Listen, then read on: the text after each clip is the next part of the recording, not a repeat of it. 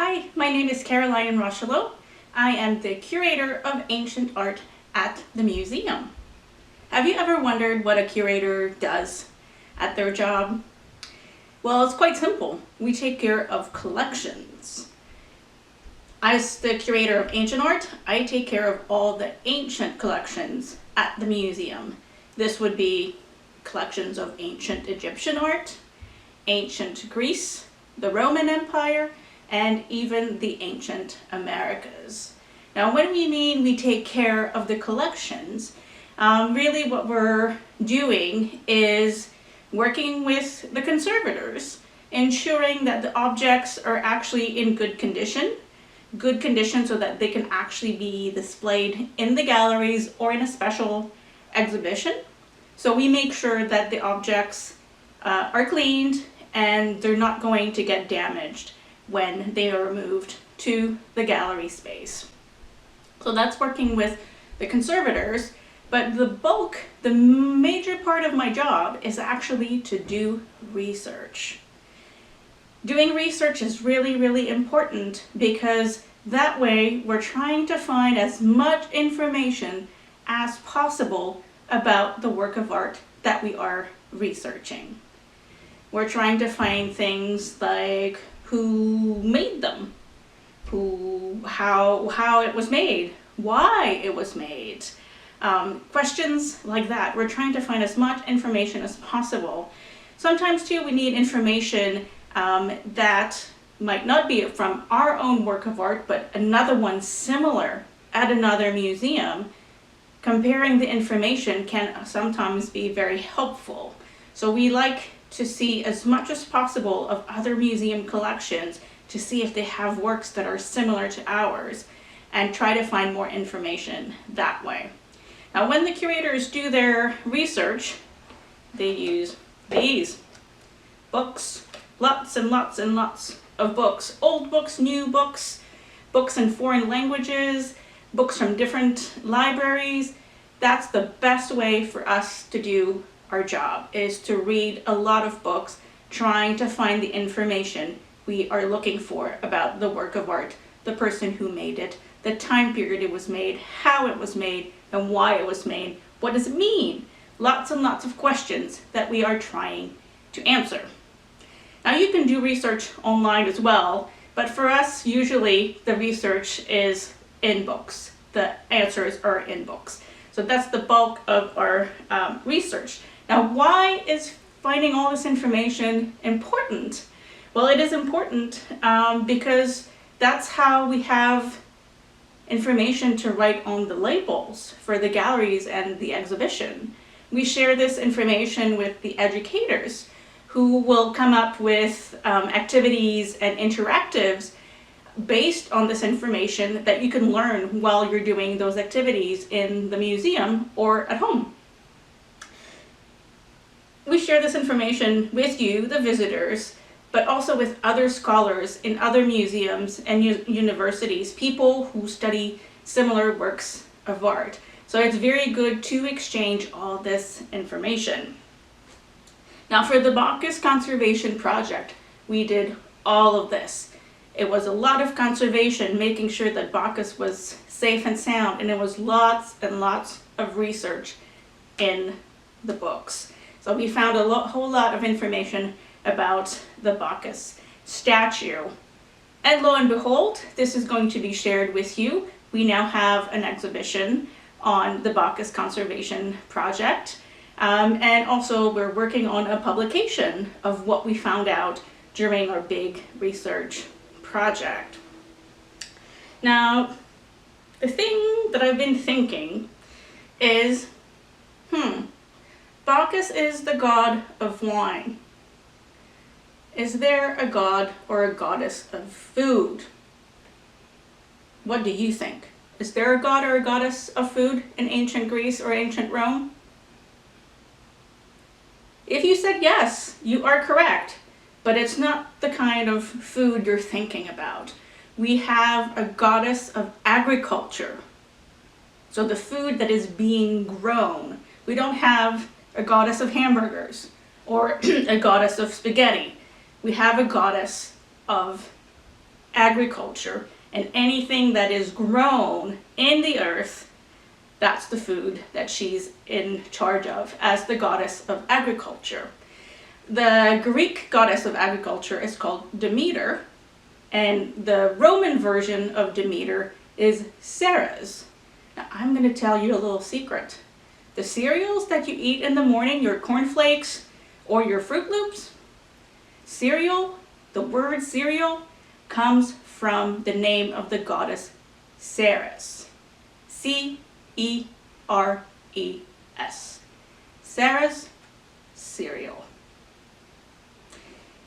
I know approximately what the ancient Romans had available to them from the agricultural point of view, like what they were growing, what was available from the sea or the lakes around them. But what did they actually eat? What recipes do we have from ancient Rome? Did any actually survive? So I thought this was going to be my pet project, my pet research project. And I think this one, because I'm stuck at home and I don't have access to the library at the museum, I'm going to do that one online. Let's see what I can find out about Roman foods and recipes. Well, I did find recipes, Roman recipes, online. Now, the Romans would eat in a room they called the triclinium. The triclinium is a large room that has 3 clinae, which are couches. And they're placed sort of in a square with one end open where the food can be served. And you're eating your dinner lying down on these couches. You could go to the spa, go to the baths, and have a nice lunch there as well. And these are some of the recipes that I found online. I found out during my research that the Romans were very fond of sauces. They had desserts and they also had appetizers, just like we do today, to eat along with their main meal. So if I'm browsing through the recipes here, what could I possibly try in my kitchen tomorrow? Lucanian sausages. That actually looks really good, but I don't think I'm going to make sausages. We're not making the garum fish sauce, that's for sure. Mussels, I don't like mussels. I'm not going to do that. How about an appetizer? Boiled eggs with pine nut sauce. I have most of the ingredients here. I could do that. Desserts might be fun. Something with pears. The Romans even had something like a cheesecake. Oh, very interesting. I think I might go for something simple. I think I'm going to make the boiled eggs with pine nut sauce. I'll have to go buy the ingredients. I'm missing one, but I'll go buy the ingredients and I'll try tomorrow to make boiled eggs with pine nut sauce, a Roman appetizer. That should be fun. And that's a really weird kind of research, but knowing about the people and the culture from where the statue came from, and in our case, it's not the complete statue of Bacchus that's ancient, it's only the torso and the head that date to this period, the 2nd century roughly, which they had this recipe. So I think as part of my research project, I'm gonna make this recipe tomorrow. Yeah, I think that's going to be fun.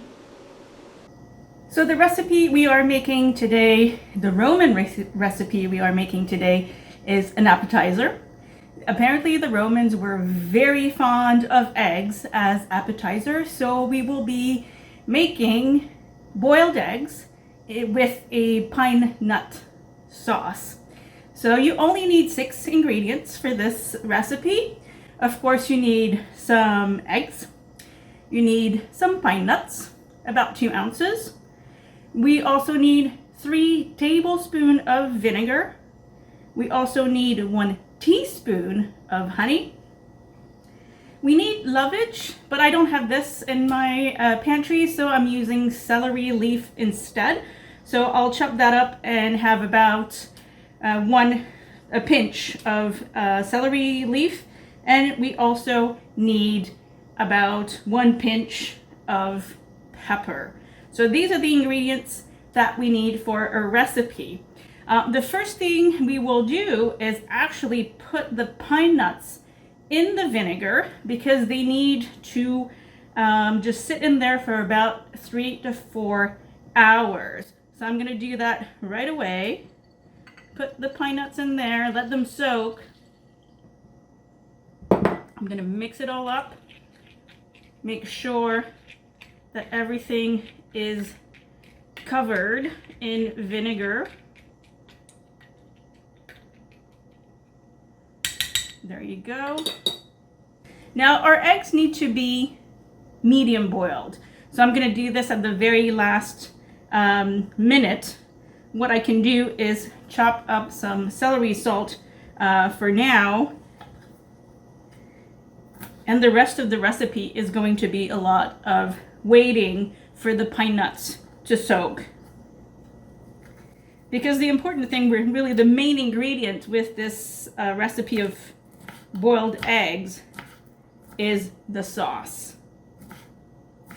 So if you are allergic to eggs, not a good recipe for you, but the sauce can probably be used with other things, perhaps some vegetables, for example. So here I'm chopping my celery leaves, and we'll keep that for later when it's time to put everything together and make the pine nut sauce.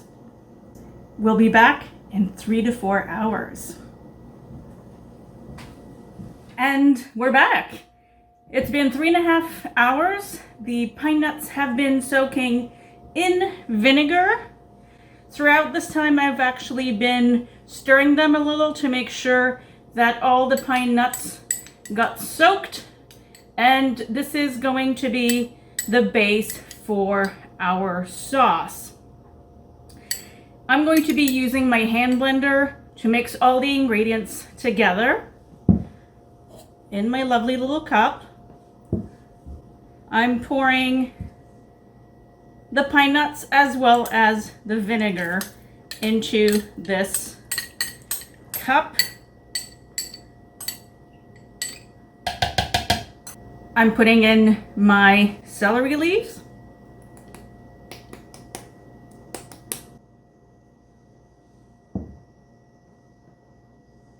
My pepper.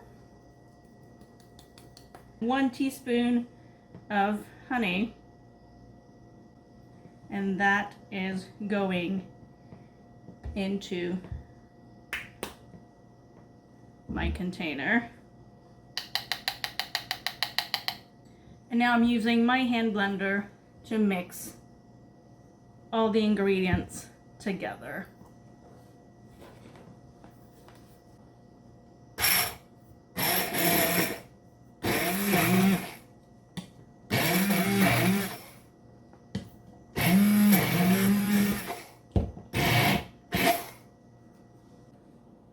Let me just try this for a second.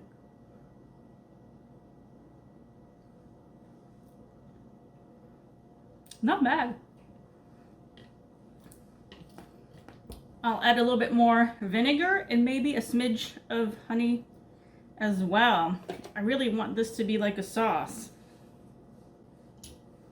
This looks much better. It's still thick, but I think it will do the trick with the eggs. Now, this is supposed to be in a gravy boat. I think this is too thick to be in a gravy boat. I will just put it in a small container instead with a spoon, and we can actually put this on the eggs once those are actually cooked. And you can see the consistency. This is not really a sauce.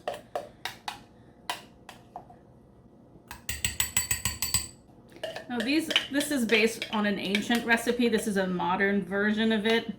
The ancient recipes very often did not have any measurements of the ingredients, how much you needed for each one. So people who have been replicating those recipes have actually made up those measurements.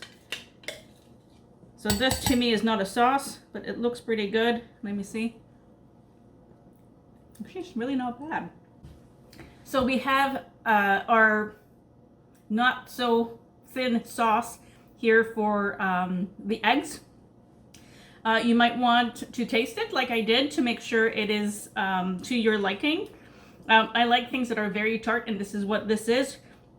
There probably could be a little bit more honey in there. We'll figure it out. I kind of like this, actually. All right, it's time to make our medium boiled eggs. The water is boiling. I'm gonna make 1 egg, and I will lower it into the boiling water, and I will set my timer for a medium boiled egg. A soft boiled egg is about 4-ish minutes. We want medium. I'm gonna go for 5.5, 6. This one is an egg that's coming out of the fridge, so it's a bit harder to determine how long it actually takes. So timer 5.5, start, and we'll keep our fingers crossed. And if it turns out it's too runny, it's too runny. If it's too cooked, if it's more hard-boiled, that's fine as well. So we're waiting for the egg to boil. I'm going to put a little bit more honey in this very thick sauce.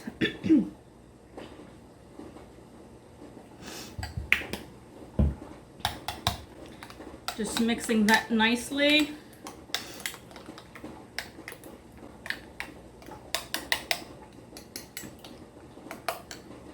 I'm also going to pour some cold water in a small container. I will actually put my egg in there. This will help cool it off, and it will make it easier to peel. I put it in the cold water.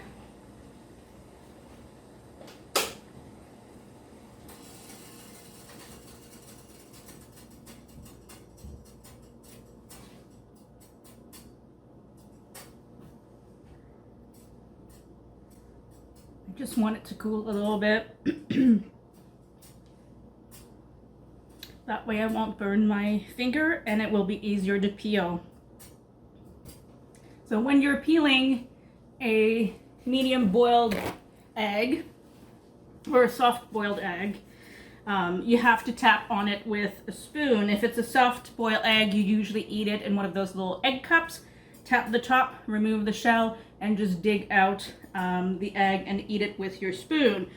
Hopefully with a medium boiled egg, we'll be able to remove the shell entirely, slice it in half, but it will still be a little bit runny inside. It won't be a hard boiled egg where everything is nice and firm. It should be firm white with the inside, the yolk, a little bit cooked, but still a little bit runny. Let's give this a try. I usually like to tap the egg from the bottom. Let's see how this goes. Maybe a tap at the top as well.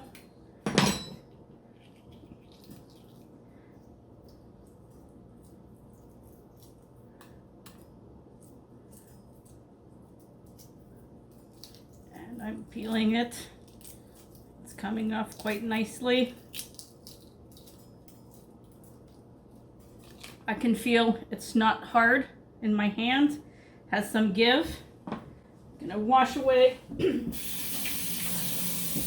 last bits of shell, and I'm going to put it in my nice Egyptian dish here, my nice Egyptian plate.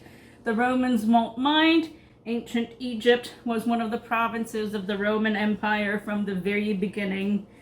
just after the death of Cleopatra and the founding of the empire by Augustus in 30 BC. All right, let's take a look at this egg. I'm going to slice it in half, and if all goes well, we should have a slightly runny but firm yolk. And that's what we have.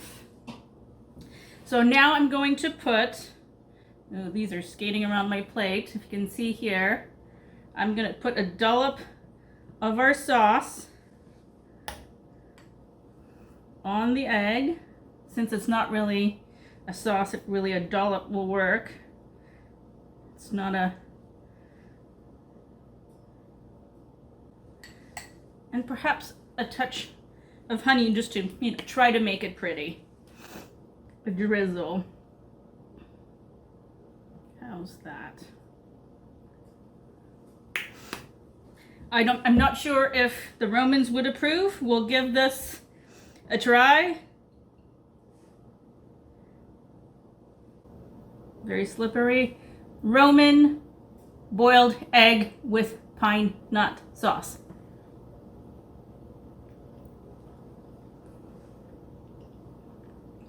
Not bad.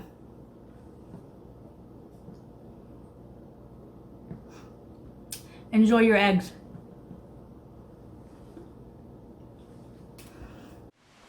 Doing research is so cool.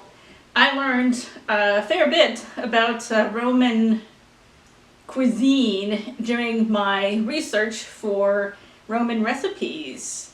I did find recipes, and it seems that these have been transmitted to us because there's actually an ancient Roman cookbook that has been transcribed through generations that has survived today. That's kind of like you taking your great-grandmother's recipe for some cookies and taking her piece of paper with her handwriting on it and typing it on your computer. That is how you transcribe a recipe, and it will continue on to live on much longer if you save it, for example, in your computer rather than handling that fragile piece of old paper. So that's what happened with ancient Roman recipes. They were copied in books, ancient books, and through the ages until today. So there is at least one Roman recipe book that has survived, and that's pretty cool. And other ancient authors, people who were alive back in those days, like Pliny the Elder, has also mentioned ingredients and recipes in his writing. He wrote a lot about the natural world. And just to give you a little bit of an example of what types of ingredients the Romans had at their disposal, of course they have cereal. We talked about emmer wheat, for example. They have bread, evidently. They could make pancakes with this wheat as well.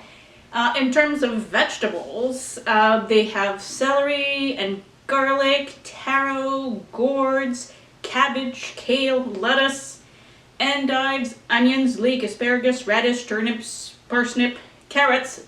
But oddly enough, the Romans don't eat the orange one, they eat the other colors of carrots, which are very fashionable these days, the purple and the dark red carrots. They have beets, green peas, olives, as you can imagine, and cucumbers. Now, interestingly enough, they do not have potatoes, they don't have tomatoes, and they do not have chili peppers.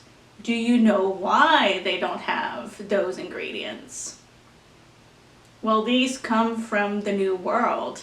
The Romans did not know anything about the Americas and had no contact with the Americas, and therefore did not have those produce. So that's quite interesting. They knew of rice, which existed in Asia. However, the Romans, for them it was really hard to get their hands on this, so you don't have any dishes with rice as far as I can tell.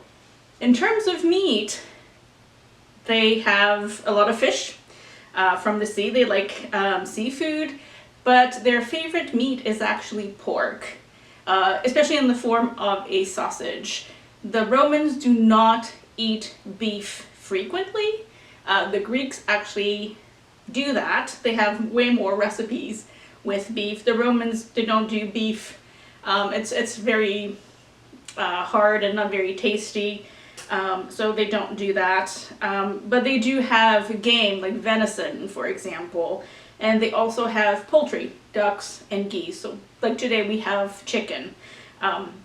So they use those for meat as well. In terms of fruit, they have way more than you would think. Of course they have grapes, because with the grapes they make the wine. They also have apples and pears, figs, even strawberries, blackberries, elderberries. They have currants, plums, dates, melons, pomegranates, cherries, apricots, and peaches. And peaches actually came from Persia, so it is not native to Italy. They use lemons and oranges, but usually not so much in cooking. They use it for medicines instead. So that nice vitamin C in the oranges and the lemons is for medicine.